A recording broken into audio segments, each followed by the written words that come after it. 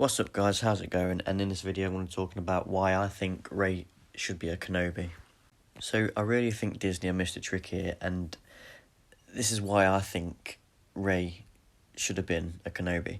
And I also think to the standard Star Wars fans, they'd have understood that more and I think it'd have been enjoyable. To the die-hard Star Wars fans, I think that'd have made the sequel trilogy so much better.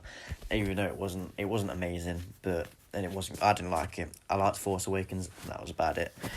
So yeah, let's get into this. So if you go back to the Clone Wars, we know and we find out that Kenobi has something with Duchess Satine, and there's always something in the episodes that they're together. There's always something between them. You can feel it and you can see it. Even though as a Jedi, they're supposed to put those kind of feelings aside, but you know, in the timeline, it would sort of fit. In the sequel trilogy, I think Rey would have had to be made to look a bit older. Not that we're saying I know how old she was or what age she was, but I mean, if you look at the timeline, it's not far-fetched, especially considering that in The Mandalorian, Bo-Katan, who is Duchess Satine's sister, is now in The Mandalorian. So, you know, Mandalorian's not too far behind The Force Awakens and that sequel trilogy. So for me, I think it would fit, and also, you know, you could have potentially seen a young Rey in The Mandalorian. You know, with it'll be funny, but it could be Auntie Bo-Katan around to help her, because obviously their mum and Kenobi are both dead. You know, you'll have Obi-Wan Kenobi as a Force ghost maybe, or you know, you hear it in the Rise of Skywalker, don't you? So for me, it's not far-fetched, and I think it would have worked out quite well for not just the movies, but you know, the Mandalorian TV series. This here is actually a fan-made comic, but it kind of, you know, it works, and it looks like a young Obi-Wan Kenobi and a Duchess Satine. You know, something looks like it went on there. Yes, it's a fan-made comic, it's not canon or anything like that, but if something was to happen, you could imagine it'd be something like that. And it still really grinds my gears that even now today, it grinds my gears that in the sequel trilogy, they still didn't know what Rey was.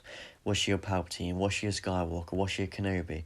It bugged me that she wasn't a Kenobi. I thought she was perfect. And I thought that'd be even before the sequel trilogy, that should have been good and perfect and well-suited for a Kenobi. And how can you not know, in The Rise of Skywalker, the last movie of the trilogy, what Rey was and who she belonged to? Where did she come from? How can you not know? Then all of a sudden go, she's Palpatine. This movie's going to flop. Let's bring Palpatine back. It just, oh my God. I don't think it will happen, but I hope one day they make that trilogy of movies non-canon. Look, I know it's quite divided. A lot of people liked them. The new Star Wars fans probably like that trilogy, but it didn't fall in the way of how Star Wars feels and is.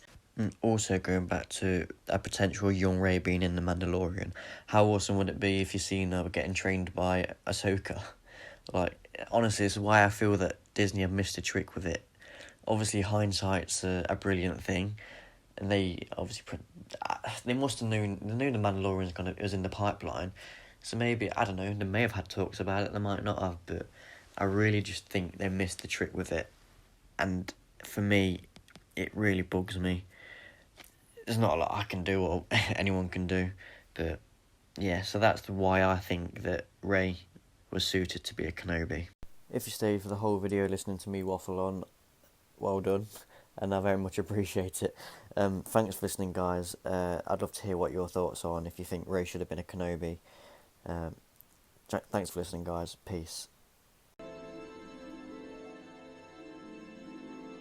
These are your final steps, Rey.